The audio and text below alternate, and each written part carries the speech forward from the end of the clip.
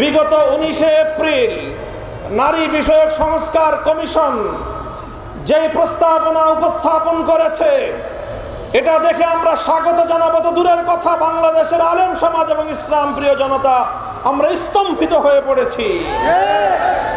আমরা এখনো পর্যন্ত কল্পনা করতে পারছি না, চিন্তা করতে পারছি না যে আগস্ট বিপ্লবের পরবর্তী বাংলাদেশেও এই ধরনের কোরআনের বিরুদ্ধে কটাক্ষকারী কোনো প্রস্তাব রাষ্ট্রীয় পর্যায়ে উত্থাপিত হতে পারে।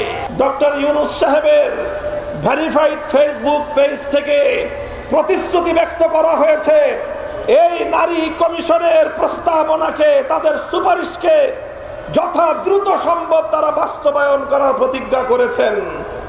এই প্রতিজ্ঞা করার পর অর্থাৎ তারা আল্লাহর কোরআনের আইনকে, যতটুকু আইন পারিবারিক এবং উত্তরাধিকার আইনের মধ্যে এখনো বিদ্যমান রয়েছে, সেটাকে নাকি বাংলাদেশ থেকে উৎখাত করবেন, এই প্রতিশ্রুতি দিয়েছেন, এই অঙ্গীকার করেছেন ডক্টর ইউনূস সাহেব।